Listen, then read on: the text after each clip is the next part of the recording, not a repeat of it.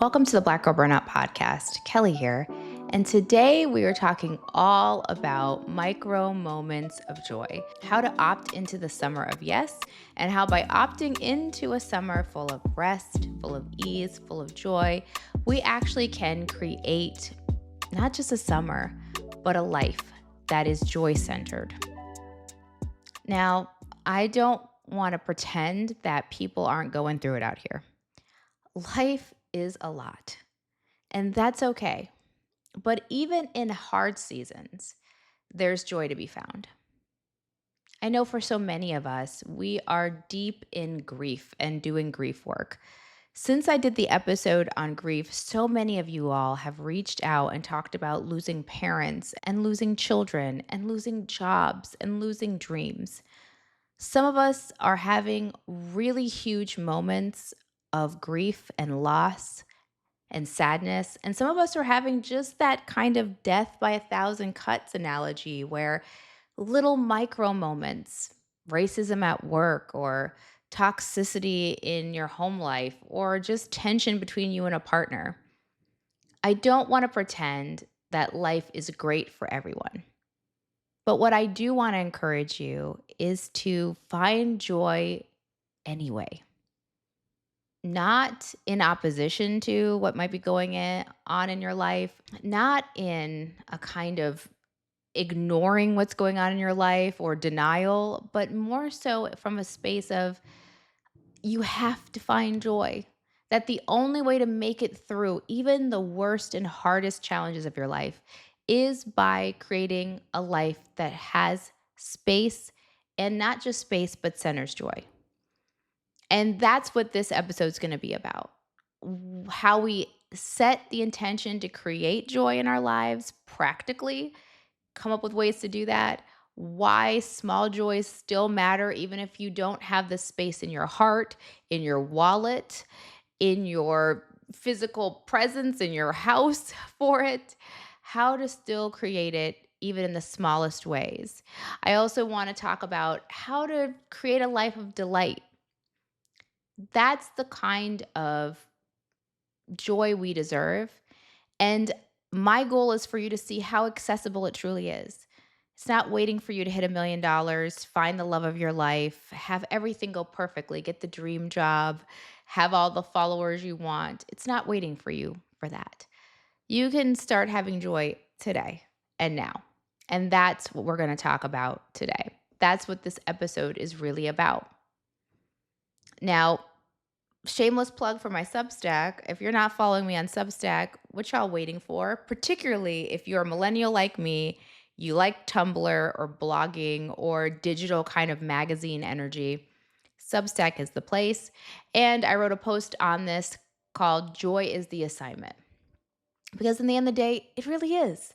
That's all that we need to prioritize and find our way to joy. The other plug I'm going to make is that in my journey to figuring out how this podcast is going to unfold, I want to have more of a conversation with you. Many of you have been tuning in for years and listening to me. And I want to listen back and I want to be able to engage with you. And so to that end, I want to do a Q&A episode in July. That means you can ask me anything. And I mean anything.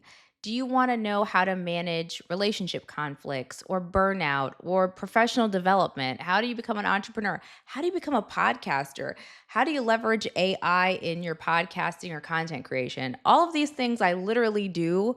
And I'm somewhat of a varying degrees of an expert with burnout to like a really skilled newbie with AI. But it also is a summer of yes and a summer of delight and fun. So if you also have questions about like what to read, what to listen to, by the way, I'm working on a Black Girl Burnout Summer of Yes playlist. That's going to be up within days of this episode dropping, by the way. So stay tuned for that announcement. You want song recs, you want movie recs, you want skincare recs.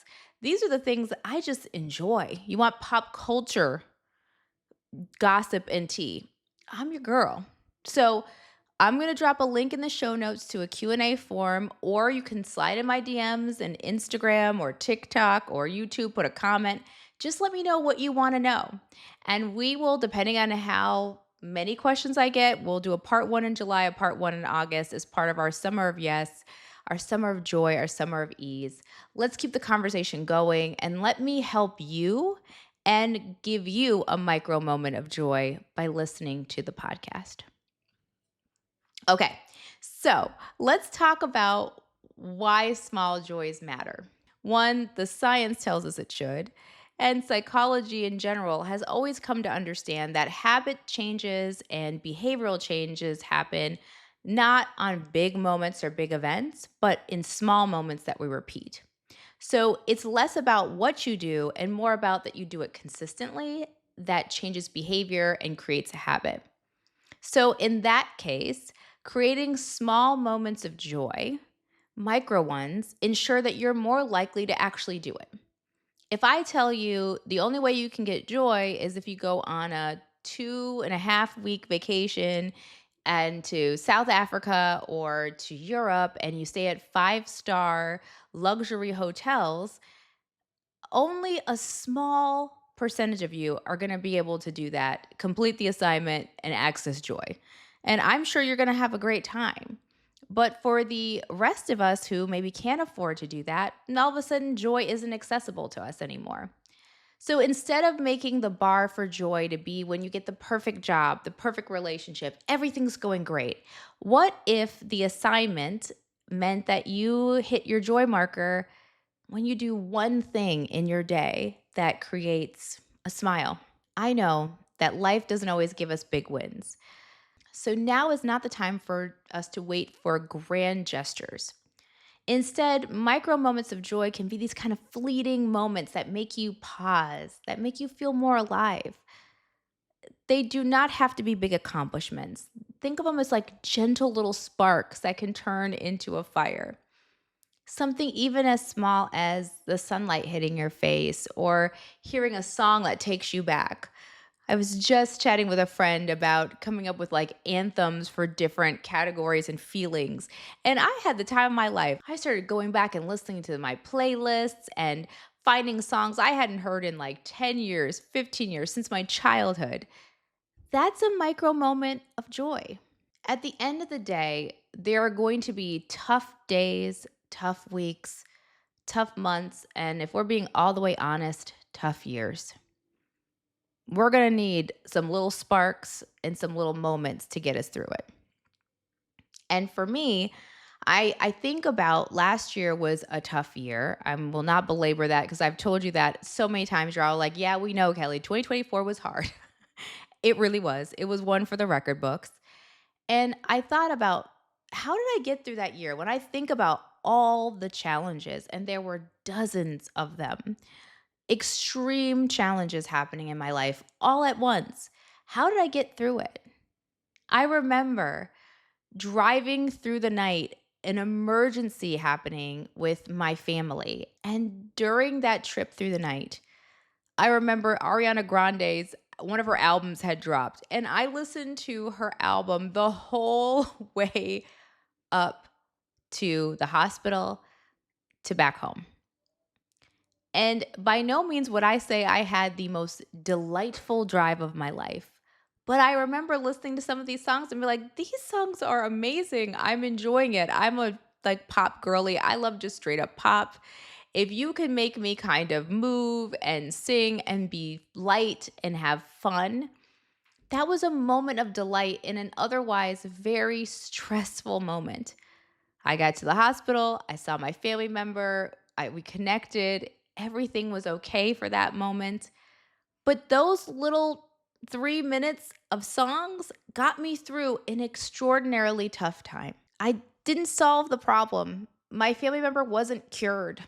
The emergency didn't end because I played an album. But I was able to get through that moment because I chose joy, not to erase the challenge that I was facing, but to better meet it and to stay true to myself. Doing that actually saved the moment and in so many ways saved me. In mental health and in science, we have something called glimmers. Think of it as the opposite of triggers. Just like we have moments that make us tense or we hear something, it reminds us of a bad moment or an event that happened that traumatized us. Glimmers are the opposite. They're tiny little cues that let us know we are safe or that there's joy so that we can regulate our nervous system. When we cultivate a life for looking for the glimmers versus looking for the triggers, what we know happens to people who live that way is that their resiliency goes up, their ability to bounce back from challenges and from pain goes up, and their cortisol, the thing that makes you have inflammation, stomach problems, headaches, things of that nature, that goes down. Small moments of joy, small glimmers literally change your body. It changes your health because the fact is, joy isn't frivolous, it's actually fuel. So, how do we begin to create a life that's filled with delight in real life? How do we normalize joy? How do we make it tangible? How do we make it accessible so that it feels deeply personal? I try to think of this in three ways. One, I start my day by setting the tone. And I affirm for myself that no matter what the day brings, everyday joy is allowed. That means that I get to access joy whenever I want. I always tell people think of it as like there's the ATM in your life, and you go there to withdraw joy, that joy is accessible to you at any time, all day long. You don't need an occasion, you don't need permission, you just need space to have it. And space means mental, it doesn't mean physical or financial. It literally just means I'm going to prioritize joy. So, what does that look like? Let's walk through a day and let me give you some examples of how micro moments of joy can arise. A lot of people start their day with a gratitude practice. That in itself is a micro moment of joy. If you open your eyes and you simply say, I'm grateful that I opened my eyes, that is giving you access to joy already. But maybe you have a song that gets you hyped. For me, I have a really prescribed morning routine that when I stick to it, my day feels so much lighter, so much brighter, and so much more joyful and peaceful. So for me, I'll listen to a coaching session from an app I use called Fabulous, and it sets the tone. It makes me think about my life. It always is pointing toward resiliency and joy. Makes me thoughtful and reflective. And then I jump right into my skincare routine, which I love. It makes me happy. Skincare and reading about skincare, like literally, I nerd out and read actual journal articles about skincare. That makes me happy. So, doing that routine in the morning, washing my face, putting on my products, it is not just something I feel I have to do, it's something that brings me joy. And if it's a really good day, I'm usually listening to music in my ears that is making me sway and dance and move. That's a micro moment. Playing a song I love. As I move into my day, I keep things around my office. Lotion, I wear certain jewelry that reminds me of family or of some moment in my life. I keep little things, little glimmers, little reminders all throughout my day. If I'm working and things feel really tough or I'm anxious about something, I will pause and I might pick up a book. I might read for a little bit. That's a moment of joy. For some of you, it's like having a moment with your pet, getting outside into the sunlight, sending a thinking of you text to somebody you care about, exchanging memes, scrolling through a funny account. I want you to see that there's so many opportunities throughout your day to create joy. That you don't have to wait for a big moment, but there are moments every day that you are probably just not clocking that are micro moments of joy, that are glimmers. You are creating this life, but not acknowledging it. And the important thing is to acknowledge it so that when you remember when things get hard and get difficult, and they will, that you are able to bring joy into your life and center it in the moment. So, I talked about step one is setting the tone that everyday joy is allowed. We talked about micro examples of joy. It's creating a list, it's just listing out what opportunities can I have in small and big ways. Maybe it's just putting on fresh sheets onto your bed, whatever that is, things that bring me comfort and ease and joy. And the third thing to make sure that you are able to really center micro moments of joy is to be able to hold conflicting emotions. And not just to be able to do that, but to normalize it and acknowledge it. So many of us are going to be holding two things at once at all times. We could be falling in love for the first time in our life or for the truest time in our life and having a terrible time at our jobs or fighting with a family member. I have told you that I think my superpower is the ability to hold hope and heartache at the same time. And the truth is so many of us are doing that. In fact, I would argue it's almost the human condition. So it's not that we're trying to avoid heartache or challenges or deny that it's there, but it's that you are still giving yourself permission to grieve and find yourself laughing at something random. And when you find yourself doing that, that's not fake or that's not denial, that's not insensitive, that's survival. And honestly, like I said, that's the human experience. That's what it means to be fully human. The problem is so many of us over emphasize and over invest in heartache and undervalue and underestimate hope. And you need both. You have to have both. So many of us are hustling and pushing and forcing and doing 55 things at once and thinking joy will come later. But if joy and hope isn't in the picture, the later is going to find you depleted, irreparably, possibly damaged, and definitely burned out. This isn't about ignoring or denying negative emotions. It's about making sure that the negative emotions aren't the only thing we acknowledge in our day. If we have chronic pain in our body, it's about not spending a whole day thinking about how this hurts. Instead, it's about thinking about, yes, this hurts, and I can still have a good day. I can still do the things I want to do, or I can adjust what I can get done in a way that makes me feel accomplished and excited and happy.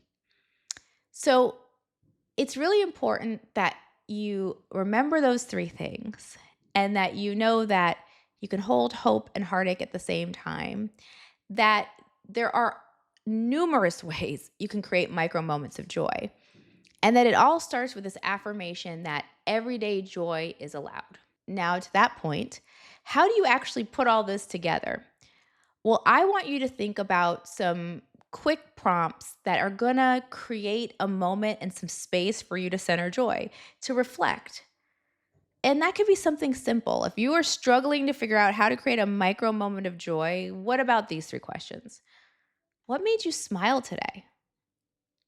What's something small that you're looking forward to this week?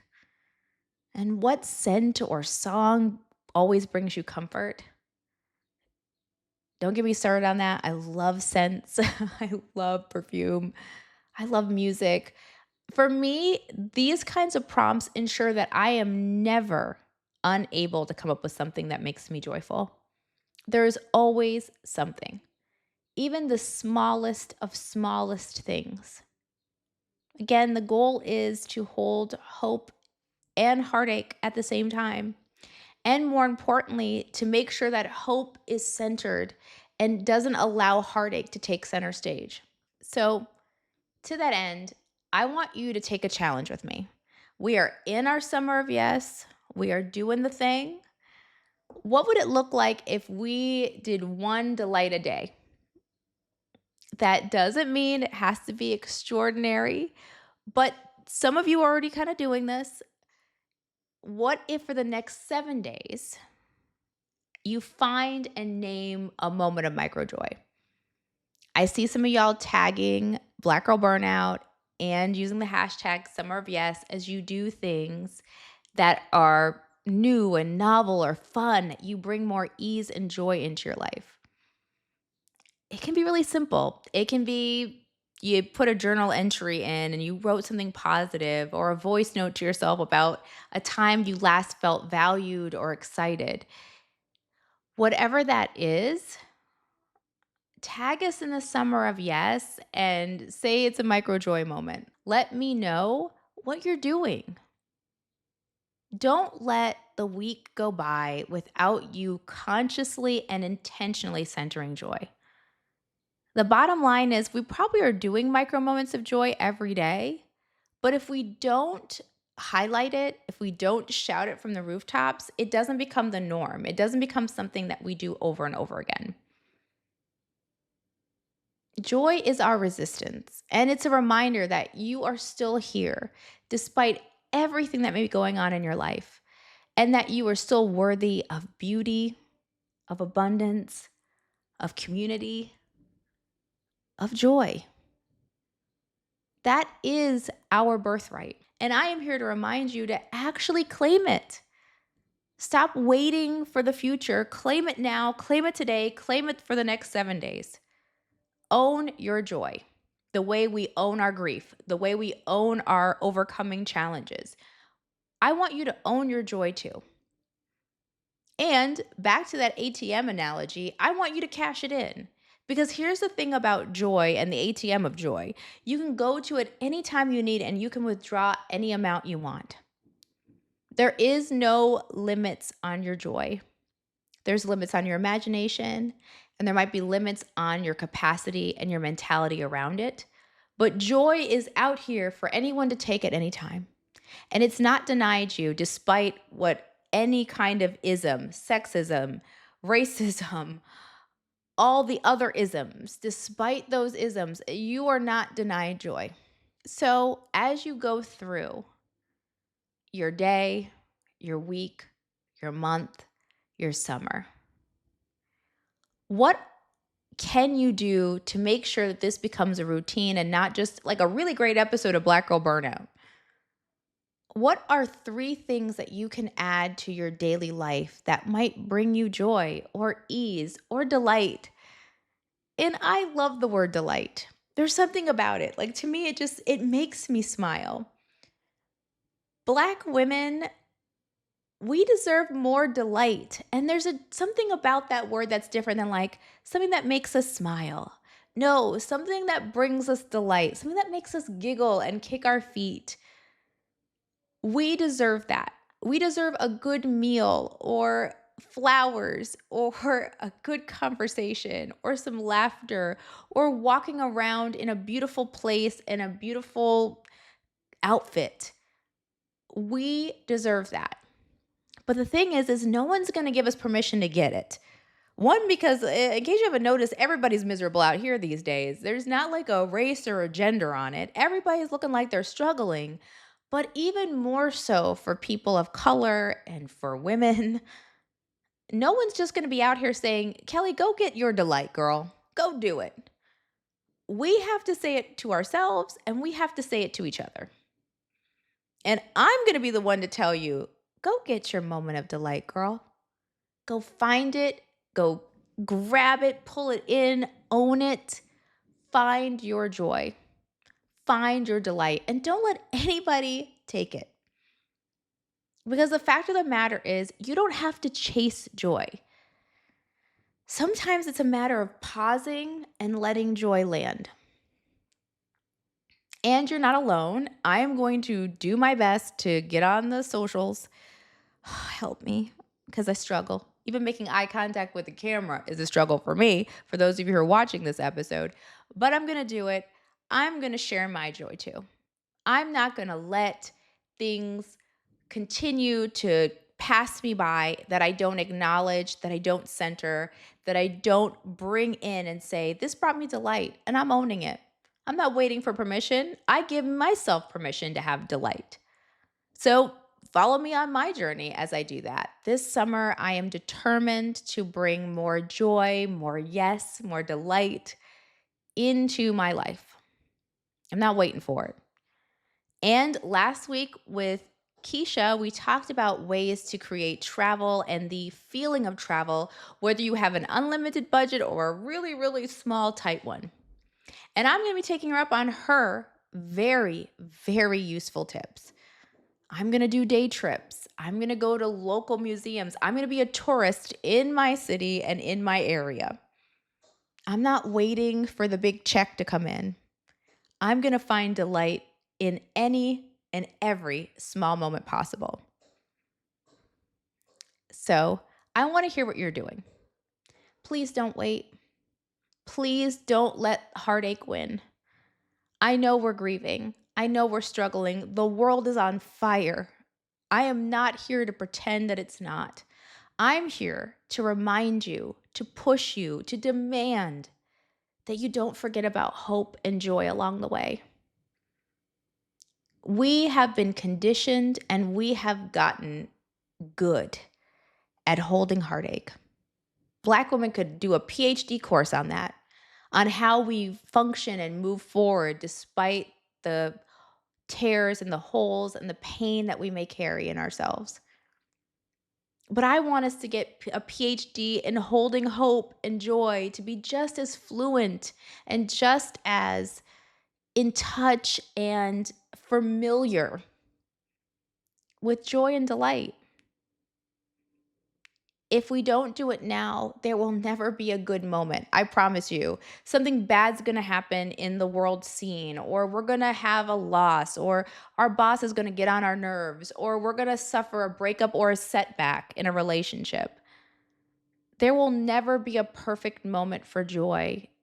And honestly, the way we create a better life is by not waiting for that perfect moment and just letting joy arrive now. That even in small doses, our joy is sacred. So start now. Find a micro moment.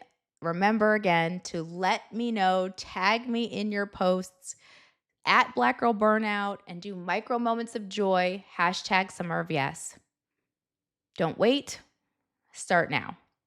And next week, I'm going to be talking about play, how to bring more play and more pleasure into your life, the power of play, the science behind it, how to have a playful summer of yes. That's it for today's episode. Hope you enjoyed it. If you did, please share the message of Black Girl Burnout. It has to be shared because while everyone else is talking about struggle and how to overcome, and that's all very valuable, we need to spend more time talking about the mission of Black Girl Burnout, which is how to opt out of struggle, how to tap into your birthright of joy. Please share with someone that you think would benefit from the episodes. Please, if you haven't, subscribe to the podcast and follow along. There's opportunities to further connect with me. I try to make sure every social media platform you are getting something different. So you could feel free to follow me across all of them. If you're on Instagram, come join the huge community we're building there. TikTok, follow me there. Both of those are at Black Girl Burnout. Substack is in the thousands now. I've only been doing it for like 4 months and you all are just like flocking to it. Substack is there. There's a free tier that's available to you. There's also, for the price of a fancy latte, $8 a month, you can become a patron in a way of me and my work. And that will unlock what's going to be live Q&As just for members. Also, I give you practical tips, somatic exercises, voice notes, things that you can do, boundary scripts, things that you can do today, right now, that will change your mood, your life, the way you talk to people. All of that juicy, very tangible stuff is going to be in the membership. So if you haven't and you can afford to subscribe, go for it. If you just want to do a one-time donation, you can go to Ko-fi, so ko-fi.com/Black Girl Burnout. You can do a one-time donation there. There's many ways to connect and reach me. You can also find me on YouTube. That's the last place where you will see me trying to awkwardly make eye contact with the camera. It's entertaining. I'm a work in progress, y'all. I put makeup on. Please, don't let my mama be the only one out here commenting on the YouTube videos, y'all. She deserves better. She deserves y'all to lift her up, help mama out. And mama, thank you for commenting on all my posts. I love you. All right. Until next week, I want you to rest well, take care of yourself, and find your joy.